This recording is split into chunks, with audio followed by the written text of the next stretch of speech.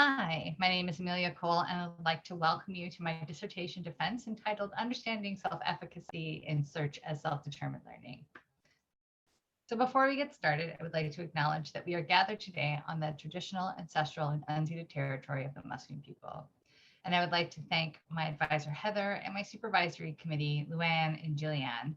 This team has really shaped my PhD journey immensely, and I'm so grateful that they're here today. I'd also like to welcome and express my gratitude to the chair, Dr. Renwick, the external and university examiners, Dr. Ray, Dr. McGregor, and Dr. Petrina. It's really a pleasure to have you join me here on this very hard-earned day, and I look forward to hearing your thoughts and questions after the presentation. So the agenda for today is quite short. I'm going to briefly cover the problem, the methods, and then we'll dive a little bit deeper into the findings and contributions, at which point we'll move into the longer Q&A. So my problem space really centers on designing search-centric learning systems for working adults. Now, the learning needs of the adult and future adult population are changing, and this is driven by the uncertainty for how we're going to solve future problems that might impact the globe as well as our lived experiences. Now, this requires changes to the skills and needs of the workforce. It's predicted that 50% of the workforce needs to be reskilled and then continuously reskilled. So this is resulting in a shifting landscape at work and education as we consider solutions that keep continuous learning habits in mind. Now, one example of this phenomenon is becoming visible within the domain of user experience.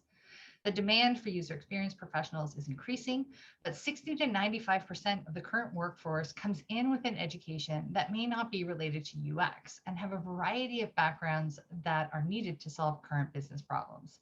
Now, this academic diversity means UXers enter into a job that requires a continuous learning cycle. They need to learn a variety of methods and tools while on the job at the same time that they're working on a multidisciplinary or interdisciplinary team. Now, some UXers who are new to the field may have relied on or will continue to rely on online programs and boot camps, but they're often structured, linear, and have assessments that make it difficult for them to apply these lessons in the context of rolling business needs. So we need way more flexibility in finding information and solutions that supports their understanding within the rhythm and flow of business, suggesting more informal learning tools are needed in addressing this core problem. So one of these learning technologies that is often overlooked is search. Now, search is a form of thinking, like we express ourselves to machines in a way that is increasingly dialogic. Now, SAL pioneers have really uncovered this opportunity to reconceptualize search as a learning process, that as we navigate the digital space, we are participating not only in the act of thinking, but also in the act of learning. Now, this particular study looks at how working adults learn using web search engines. Now, SAL, the literature right now currently favors studies that use formal learning parameters. And this is seen through the preference for samples using student populations who may not be representative of working learners. The study designs also favor experiments, which improves internal validity, but neglects an understanding of the natural conditions under which learning is occurring. So we see this in studies that have measured learning more so during a single session, sort of capturing learning in terms of minutes, which is a specific kind of short-term learning. Now, researchers also write the task scenarios, which changes the relationship participants have with their own agency in the learning process. And assessments are based on expert review, which removes the learner from the evaluation and interpretation process. So if we're building systems for a non-student population, we really need to work harder to include working learners' attitudes, feelings, and behaviors as part of how we conceptualize SAL. And this brings in another important factor, is we also need to consider the paradigm we're using to understand learning. Now, self-determined learning, or pedagogy, is a learning paradigm that bridges humanism and constructivism. It centers on the concept of human agency and focuses on the internal state of the learner in a social space. So the benefits of taking a self-determined learning approach to SAL is that it can be broadly applied to many different age groups. It is highly learner-centric, meaning the learner determines their tasks and they self-evaluate their learning. It also assumes learning happens over time, meaning we may not be able to see changes straight away and requires much more longitudinal studies to understand the change. Now, there are 5 capabilities that have so far defined self-determined learning. but the one I'm focused on today is self-efficacy. Now, self-efficacy is the conviction that one can successfully execute the behavior required to produce outcomes. In other words, this is a set of beliefs we hold about our own capabilities within a specific domain. So Bandura talks about self-efficacy development when learners experience repeated exposure to successful outcomes.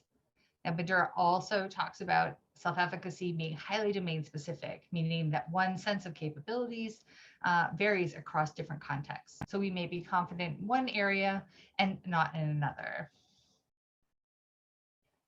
Bandura also talks about self-efficacy in terms of 4 psychological processes.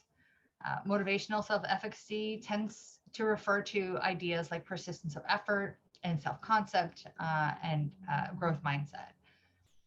Effective self-efficacy often refers to the regulation of emotion. Bandura believed that people who can control their emotional processes, like feelings of stress and anxiety, are much more likely to take bolder steps. Now, cognitive self-efficacy involves the beliefs people hold regarding their capabilities in terms of the acquisition, organization, and use of information. And selection self-efficacy refers to the choices people make with regards to their environments, like career choices. But it's important to note this is not a unidirectional process. Environmental factors can also heavily influence self-efficacy. So self-efficacy has been loosely studied in SAL, and we can apply some of the findings to the studies from studies to help us understand it. So from a motivational perspective, we have looked at a searcher's self-concept. From an effective perspective, we've looked into emotional responses to information seeking. From a cognitive perspective, we've looked at search query formulation and knowledge of search skills. And selection self-efficacy, we've looked at the search environment and its influence on self-efficacy. So my primary driving research question is, what is the role of self-efficacy when working adults learn using search? Now I have 4 sub-questions. The first is to understand how to measure a working adult's sense of self-efficacy. 2, looking to see if we can detect a significant change in self-efficacy over the course of a week. And then 3 and 4 are qualitative, looking specifically at the self-efficacious experiences and the differences or changes when working adults learn using search. So into the methods. Now this program consists of 2 phases. The first phase is the scale development process with the goal of developing a self-efficacy scale in order to measure differences in phase 2. So the second phase is a mixed method study that combines that constructed scale with data prompted interviews that were informed by an in situ learning diary using experience sampling methods. Now, the goal of this mixed method study is to understand the human experience of learning using search in natural settings. So there's currently not a scale that measures self-efficacy holistically in the context of SAL. So this meant setting about creating something that addressed multiple psychological processes of self-efficacy. So phase 1 was really about understanding the domain of interest in order to understand and identify constructs. I then selected relevant scales that aligned with the 4 psychological processes and selected individual question items. I then conducted an expert review study in which I invited 4 experts in self-efficacy to participate in the study. And the purpose of this was to assess the quality and scope of the construct definitions and question items to improve its face validity. Now in phase 2, I administered the scale to a small development sample and evaluated the items for reliability and validity, as well as optimized for the scale length. Now the mixed method study was intentionally constructed to align with the core principles set by self-determined learning, centered on the idea of agency. A pilot study was originally conducted, and there were 3 of them, and the purpose was to assess the study flows and outcomes, at which point the study launched. So the official study began with a pre-screen, and that was used to onboard participants to the study and discuss their distal goals, meaning they had natural tasks, which is an ideal that is also shared by Pia Borland. The study occurred over 5 days, and while not specifically a long time, we thought it should be sufficient to capture a change in self-efficacy and gather participant experiences that happened early in the search learning process. So the workflow of the study began with a pre-survey in which participants completed a demographic survey. They had an opportunity to revise their goals, and they completed a pre-test of the self-efficacy scale. Learners then began their learning cycle and completed learning diaries for every time they learned using search. So the learning diary consisted of very short qualitative and quantitative questions, and participants needed to complete at least 3 learning diaries in the course of a week. At the end of the week, participants completed a post-test of the self-efficacy scale. I then synthesized each of the participants' diaries into a single dashboard, and this was then used as a follow-up to prompt participants' memory about their learning journey that week, a method that's referred to as a data-prompted interview. Now, the participants in phase 2 were recruited if they were adults and were in early career, meaning they had between 0 to 3 years in UX. They could not be enrolled in a degree program, and they needed to belong to a UX community. 26 participants signed up to complete the study, and I had 16 Baldwin cases to analyze. The demographics for this group were largely self-identified as beginners, had an average age of around 30, residing in North America, had at least some college, and most participants were female. So when we look at measuring a working adult sense of self-efficacy when learning using search, what we found was that we do need to include and measure all 4 psychological processes of self-efficacy.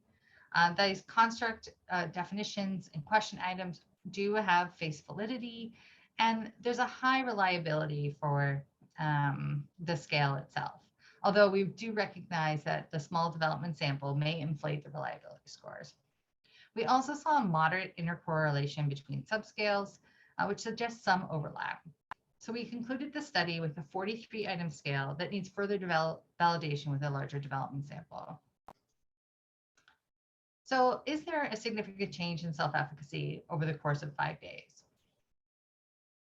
Well, this is really interesting. So the analysis used a paired t-test to uncover the change that occurred between pre and post measures of self-efficacy using the 43-item scale. And the main takeaway here is that the cognitive and selection processes of self-efficacy declined over the course of a week, as schema training specifically showed a statistically significant decline over the 5-day period. There were increases in self-efficacy with regards to motivation, affect, and cognitive evaluation. And these increases may be a result of the learning diary and the presence of the researcher. But as we'll find later in the mixed method study, there's some additional possibilities that help to explain the change in self-efficacy. So let's look at the qualitative experiences, specifically focused on the changes or differences in working adults when they learn using search. So the way that I approached this was I calculated the differences between the pre and post scores from the self-efficacy scale to determine the groups. So participants were coded as either having a loss of self-efficacy, no change in self-efficacy, or a gain in self-efficacy.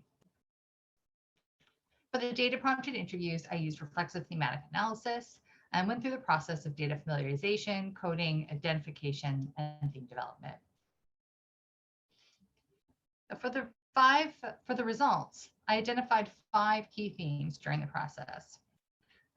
Support my journey and keep it manageable under motivational self-efficacy, afraid of being wrong under effective self-efficacy, anchored to the bigger picture in cognitive self-efficacy, and stuck in the weeds in selection self-efficacy. So in motivational self-efficacy, participants discussed relationships in context of motivation, like suggesting social relationships play a role when learning using search.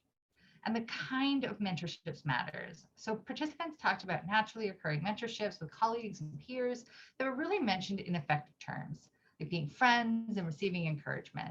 For example, participant 1 said, I share my learning with people I work with and get their feedback to see if I'm on the right track. Now, this was in contrast to how people talked about relationships with people when they lost motivational self-efficacy. It was distributed, meaning they spoke to a lot of different people and reported more cognitive or intellectual exchanges. For instance, participant 9 said, everyone I spoke with was very helpful in providing resources. Now, proximal goals are a search goal that either describes a specific plan or purpose for searching, such as how they write a usability test plan. This is in contrast to distal goals, which occur in the future and are kind of represented as more of an applied learning goal. So proximal goals are a strategy that are used in support of distal goal achievement and are considered to improve self-efficacy. This is seen through indications of chunking tasks, as well as positive feelings from their accomplishment. So people who gained in motivational self-efficacy really reported on their proximal goals. For example, participant 18 said, because the tasks were easier or smaller, I could solve them. Focusing on the small ones, I get that good feeling that I can do some things. It's just this big task that feels unfulfilling. But the reason why proximal goals support motivation is still murky in this context. It could be that they have a very clear distal goal, but it could also be those positive feelings that search goals are merely gratifying without necessarily being productive. In effective self-efficacy, we see afraid of being wrong. So the fear of failure really permeated the interviews and were discussed in terms of long and short-term fears, as well as both online and offline information seeking. For example, participant 9 talked about, maybe I've done this whole search wrong, and you start to overthink or get worried about what you haven't done yet. You've only actually done part of what you thought you needed to do, and it can get a little overwhelming. So fear of failure is this tendency to appraise threat and feel anxious during situations that involve the possibility of failing. Now, the information seeking literature often refers to this cognitive affective state that describes these feelings of uncertainty that commonly cause these affective symptoms of anxiety and lack of confidence. Now, superficially, the struggle of learning looks similar, right? But the fear of failure is not a purely cognitive state with symptoms. Anxiety is that common thread between uncertainty and failure, but fear of failure really shifts the learner's attention from the cognitive work during the process of learning to just mitigating that perception of future failure. And this may have undue effects, which creates this reluctance to participate in communities and ask questions. So participant 14 talked about how hard it was to ask for help. You never know if it's a dumb question or if it's just something that you should just know, or if it's something that you should be learning by yourself. Let's say in the future I'm applying for a job and then the recruiters go and get my portfolio and they're like, oh, this person asked a dumb question. Now, if the web isn't giving us the information we need and we're afraid to ask for help when we need it, we're not really building technologies that support humans on an effective level. Now, for cognitive self-efficacy, we saw some improvement when participants talked about having prior knowledge. Now, for example, participant 23 said their previous research knowledge really helped them navigate what resources were reliable and which were not. People also benefited from having metacognitive strategies that kept attention on the distal goal. So for example, in participant 18 talked about there's so many other things that come and go or changes of priorities during the week, but the diary kept me anchored to the most important goal. And here's where it gets a little bit interesting, because if you recall, motivational self-efficacy improved when participants discussed proximal goals. But here we see that proximal goals do not always have a positive impact. Cognitive self-efficacy declined for participants who paid too much attention to their search queries. The intentional focus on the query itself may feel detached from the distal goal, creating this sense of feeling lost online. Also, it may suggest the metacognitive diary I used is not universally supportive for all people, as it did not help develop cognitive self-efficacy across all participants. It also could have occurred because of the difficulty in finding content that achieved any kind of depth of learning. There's a wealth of summary information, but it can be challenging to find any diversity. So participant 5 really hit the nail on the head with this one, and she said, you start banging up against the same information over and over again. It's just regurgitated in various forms or article, and you know that's not the definitive answer. The buck doesn't stop there. There's stuff beyond it. It's just being controlled. So selection self-efficacy was really focused on being stuck in the weeds, and this largely pertains to credibility assessments and other features of the search environment. So selection self-efficacy really improved when learners engaged in critical thinking about their sources and needing to see multiple different perspectives. So participant 14 talked about, I know it's a website a lot of designers use, and it's a community-based website, but that's not to say that they're always going to provide credible information. Whereas I saw selection self-efficacy decline when participants gave more blanket credibility, suggesting a form of star power to certain resources without necessarily questioning why. So, for example, participant 2 said, I always go to read some stuff on Nielsen Norman Group because they are the founders of UX. I don't question as much as what I read from them because it has a proper weight to it. So there aren't a lot of natural scaffolds during the process that help drive critical thought when searching, and is highly dependent on individual ability and personality. Now, there are other aspects to the search environment that keep people stuck in the weeds. So learners were heavily invested in the evaluation process, and they talked a lot about various components within the search engine results page. Participant 11 said, it distracts me sometimes if I see that it's relevant to the overarching topic. I'll be reading about it, and sometimes I'll just click on the link and read some more. So even semi-related content can be interesting, but distract from the original goal. Or participants spent time engaged in skimming behaviors to determine whether something was worth reading. And what's interesting about these cues was my own perception of like hyperlinks are considered a citation to more information, but were not necessarily helpful in selection self-efficacy. And the marketing and ad awareness really, created a sense that it wasn't worth reading. So participant 1 talked about having a call to action to sell them something, and that being a cue that article wasn't worth reading. So much of the effort of search engines to prioritize marketing content can really make it more difficult for learners to sort through and find the content that matters. So in discussion, so in improving a learner's self-efficacy when searching, I think there are 3 key areas. One is to consider designing for effective regulation. So the implications here is that independent learning using search lacks emotional support mechanisms. And this may mean looking at how to incorporate human connection during search to support effective regulation. So one way is to connect with emotion-led relationships. So think of social networks and access to experts and mentors, which may mean moving away from this resource and intellectual sharing as a primary function. But rather, building in sources of encouragement and guidance so that when we stumble down the wrong path, there is support to course correct.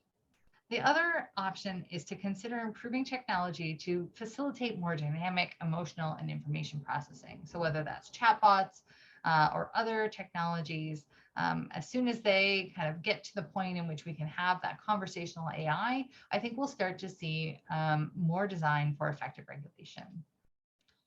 The other area to design for is agency. So one of the things that was interesting was one participant who gathered information firsthand and then learned, which kind of points to this whole idea of the self-curation of information. We also need to help learners keep track of where they are in the knowledge domain and show relationships within the knowledge space. So we need to be able to support multiple behaviors like locating, exploring, and meandering, and allowing that serendipity of related information, but only as it pertains to the original goal or topic. And we can also need to focus on allowing for distal goal tracking to help people stay focused on what it is that they're trying to accomplish as a longer term goal. Now, designing for diversity, we know credibility assessments are taxing. And what we need here is really to improve the diversity of search results in terms of content type and depth. We can also introduce persistent and reliable credibility cues, as well as remove the marketing and ad content for people who are engaged in learning. So in conclusion, there are 3 primary contributions. The first is skill development, methodological contributions, and the role of self-efficacy. So in the scale development, I embarked on the first stages of a scale of self-efficacy for the use in the context of SAL. I piloted the scale with a small development sample of working learners, and I provided qualitative data for the participants who completed both the scale and the interview for future development. From a methodological standpoint, I used a relatively new method, data prompted interviews, to support the understanding of SAL. I also improved the ecological validity by including experience sampling methods to collect those in situ search experiences. And then finally, the study elements were explicitly informed by self-determined learning. Now, for the role of self-efficacy, we did see that self-efficacy does change over the course of the week. We also saw that social sense making with naturally occurring mentorships may contribute to gains in self-efficacy, and proximal goals may be useful for chunking, but may not necessarily support progress when using search. At times, proximal search goals may be gratifying distractions. Credibility assessments are taxing, and self-efficacy may be supported by being skeptical of sources and being presented with a diversity of content. Finally, understanding where you are in the knowledge domain may be a critical support in self-efficacy. So the limitations of the study was the research was carried out during COVID-19, and the emotions, context, workload, and home life may not be representative of pre-pandemic responses. The scale is partially validated and needs further development, and the qualitative data did not account for the degree of change in self-efficacy. Finally, participants were explicitly asked to engage in metacognitive activities, and results could change if those the prompts and scaffolds are removed. So for future research, I would definitely like to look into the further development of the Celsius scale, to do a scoping review of SAL studies that investigate agency, understand the impact of mentors on searchability, and design knowledge wayfinding tools for search. Now, thank you very much, and I look forward to your questions.